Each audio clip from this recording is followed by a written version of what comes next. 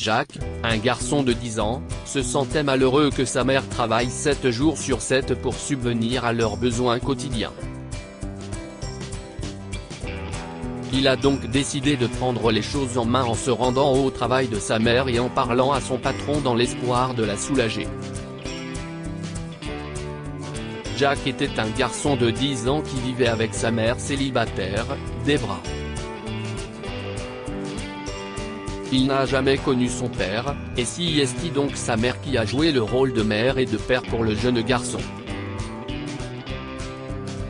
Debra travaillait comme femme de ménage 7 jours sur 7 dans une grande entreprise. Elle a choisi de ne pas prendre de jours de congé afin de gagner plus d'argent pour subvenir aux besoins quotidiens de Jack.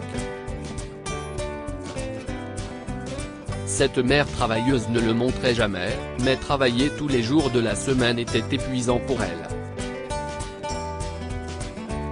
Nettoyer un immeuble de plusieurs étages n'était pas une mince affaire, et son corps en souffrait. Un jour, Jack a vu sa mère assise sous le porche, en train de pleurer. Il l'observait par la fenêtre et l'entendait parler au téléphone avec son ami. « Je suis tellement fatiguée, Emily », s'est écrié Debra. « Je veux me reposer, mais je ne peux pas. Je gagne à peine de quoi m'occuper de Jack et payer les factures. Je ne peux pas me permettre de prendre des jours de congé », a-t-elle dit à son ami. Jack était triste que sa mère ne puisse pas se reposer à cause de lui. Il ne voulait l'aider. Le lendemain, après l'école, il s'est donc rendu au travail de sa mère. « Bonjour, Jack. Tu cherches ta maman ?» lui a demandé la réceptionniste dès qu'il est entré dans le bâtiment.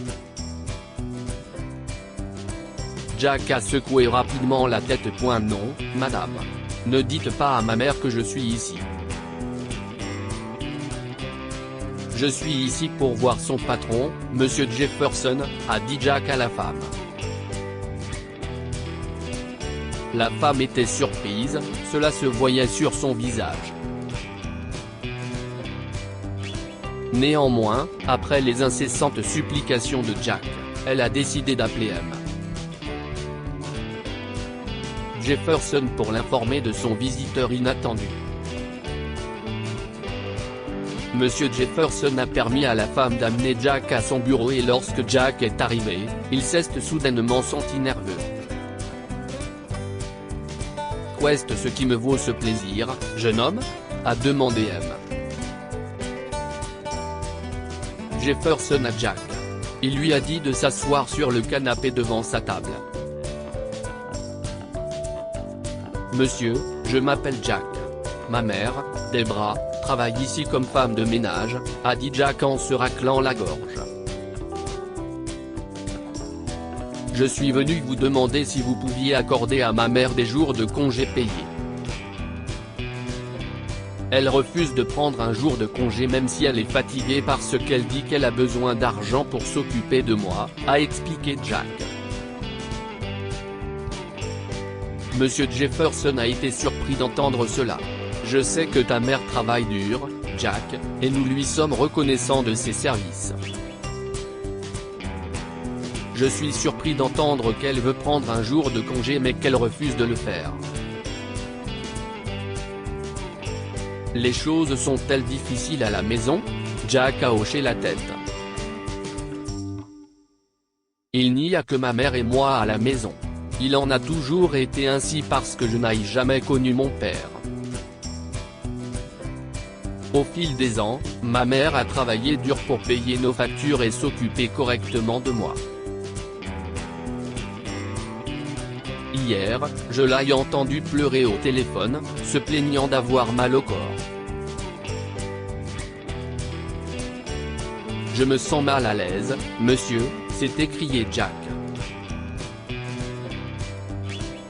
À ce moment-là, une jeune voix s'est élevée de l'intérieur de la pièce. Jack n'avait pas remarqué plus tôt que la fille de M. Jefferson était là. Elle avait l'âge de Jack. Papa, je sais de quoi il parle. Tu es comme sa mère. Tu es toujours au travail et tu passes peu de temps avec moi. Tu es rarement à la maison. Jack aussi aimerait passer plus de temps avec sa mère, a-t-elle dit à son père. Monsieur Jefferson s'est rendu compte que sa fille avait beaucoup de bon sens. Il ne voulait d'avoir consacré tout son temps à son travail et d'avoir ainsi négligé sa famille. Il a promis d'aider Jack et sa mère avant de le renvoyer chez lui par l'intermédiaire du chauffeur du bureau. Le lendemain de la visite surprise de Jack, Monsieur Jefferson a convoqué Debra dans son bureau. Votre fils est venu ici hier et il a dit des choses surprenantes, lui a-t-il dit. Debra a remarqué qu'il cachait un bouquet de fleurs. Debra l'a regardé nerveusement, curieuse de savoir ce que Jack a pu dire pour mériter une rencontre avec le PDG de l'entreprise. Il n'y a pas d'autre façon de le dire, mais vous êtes renvoyé, Debra, a déclaré M. Jefferson. Le visage de Debra a sombré. Elle était toute pâle et a commencé à paniquer. Monsieur, non. Je ne sais pas ce que mon fils a dit, mais ce n'est qu'un garçon. Je suis vraiment désolé pour ce qu'il a dit. S'il vous plaît, ne me renvoyez pas. J'ai vraiment besoin de ce travail, a-t-elle plaidé. Ne soyez pas bête, Debra, a-t-il répondu. Vous êtes l'une des personnes les plus travailleuses que j'ai jamais rencontrées. Je ne vais pas vous licencier sans raison. Hier, votre fils m'a rendu visite et ma fille de 10 ans était là. Ils m'ont tous les deux fait prendre conscience de certaines choses. Nos enfants ne seront pas jeunes longtemps, et je pense qu'il est important que nous leur accordions de l'attention et du temps. J'ai décidé d'amener ma famille en vacances, et je veux que vous et Jack veniez avec nous. Bien sûr, les vacances seront entièrement payées, a révélé M. Jefferson. Qu'en dites-vous? Debra ne savait plus où elle en était. Elle venait de perdre son emploi et n'avait pas les moyens de partir en vacances. Elle s'est inquiétée de ne pas avoir d'argent pour leurs dépenses quotidiennes.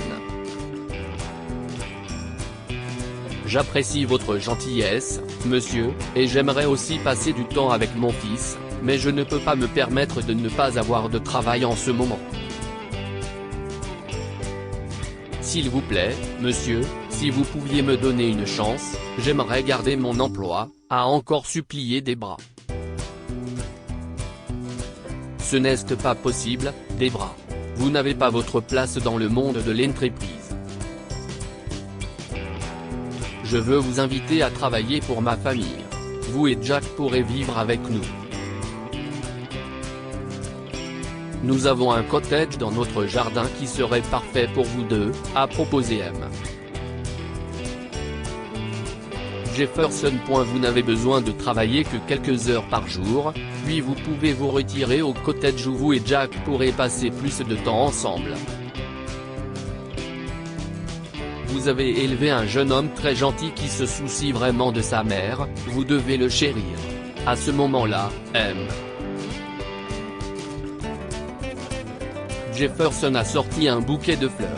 Si est-il de la part de votre fils, a-t-il dit en souriant et en le tendant à Debra. Rentrez chez vous et passez une bonne journée avec lui.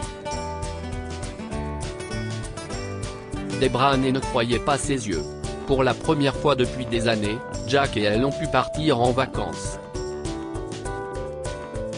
Ils se sont rendus aux Bahamas avec la famille de M. Jefferson, tout frais payés. À leur retour, ils ont emménagé dans leur nouvelle maison de campagne, située dans un domaine luxueux qu'ils n'avaient l'habitude de voir que dans les magazines. Que pouvons-nous apprendre de cette histoire? Même les personnes les plus travailleuses peuvent se fatiguer.